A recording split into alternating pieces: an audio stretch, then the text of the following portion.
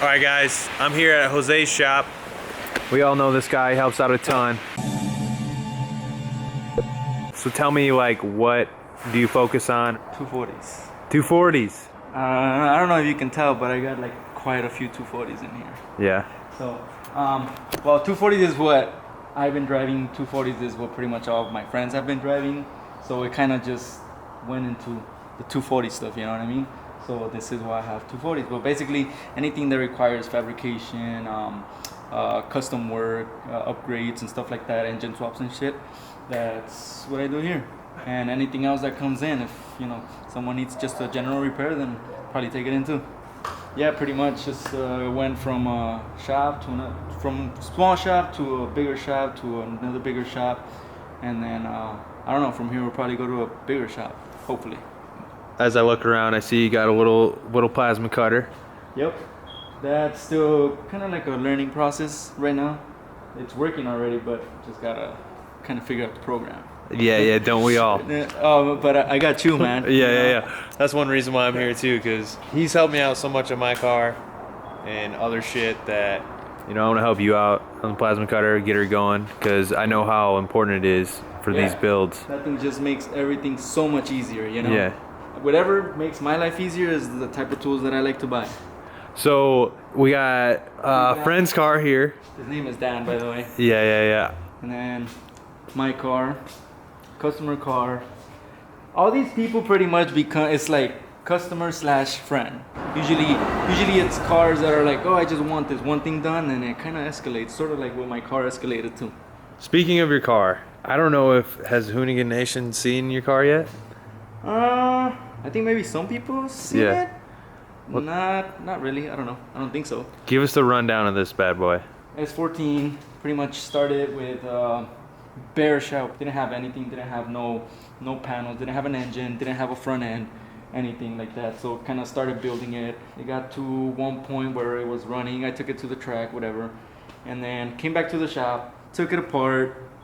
Started selling stuff, and then little by little it went like I think the last upgrade I was supposed to do was gonna be just my fuel system, and it went from a fuel system to a painted engine bay, complete rebuild of the motor, full tube front end, full rear. Let's just say I was kind of following FD specs, so it's almost like a FD spec car, you can say. It hasn't been through tech or anything like that, but that's what I've been trying to follow. So yeah, full-blown race car, I guess you can say.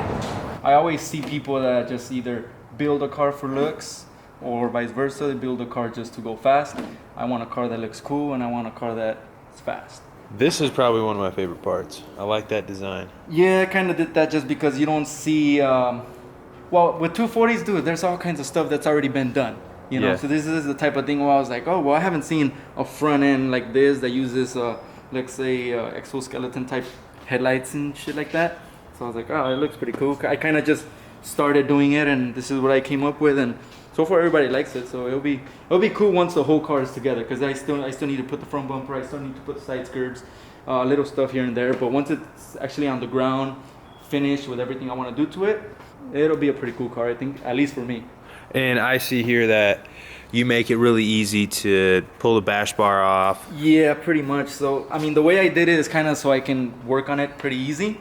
So this thing, it's bolt on. So you pretty much just take this bolt off. It'll come right out. You know, take out the intercooler, unbolt this piece, and it'll come right out. And if I want to take out the motor, like, I don't have to come up through the top. I just take it right out through the front, pretty easy.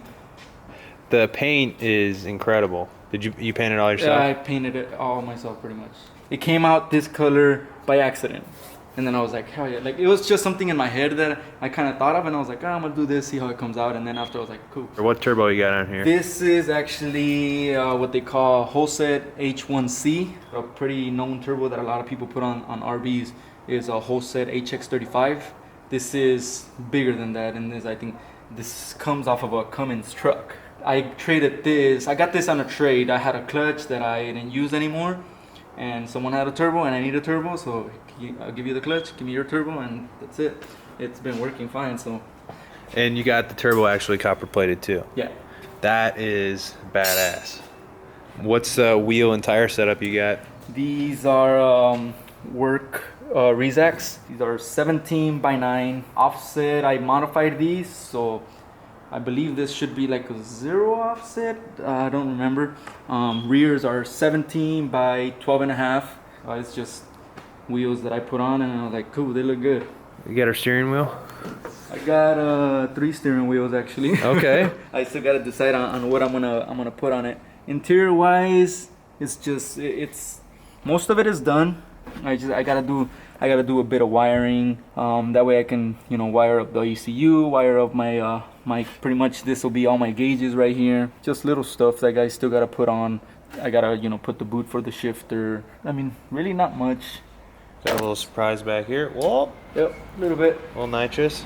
And then you were telling me you're pretty pumped that we got a new fuel cell. Yeah, dude, I've been waiting on this for a while, so it finally came in, and this is actually one of the main things that I wanted to get already, because I've been waiting on this probably, I don't know, 4 months, if not more, just because I didn't get it directly from the company. I got it from a friend of a friend or whatever, so I just had to wait for them to get it for me. So anyways, this, after I put this, I can actually tie up all my fuel stuff and everything, and I can at least fire up the engine, listen to it, at least getting it to fire and get it to idle. That thing's gonna be sick.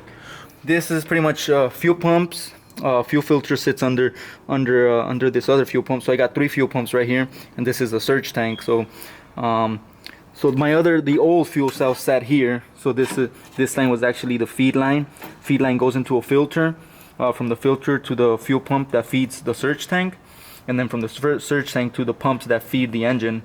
So basically what the surge tank does is it prevents like an air pocket onto the engine, so when you're drifting, you go sideways. This will always have fuel. It's pressurized. It'll be pressurized there, and you won't get an air pocket. The sloshing that happens on the tank is what you don't want. Like if you didn't have this surge tank, you'd probably you have the fuel slosh and everything, and then you can get a air pocket on there, or so in that you get the engine to lean out. Cool, man. Well, the shop looks great.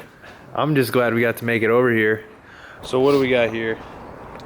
RX-7 with a 2J, not a rotary.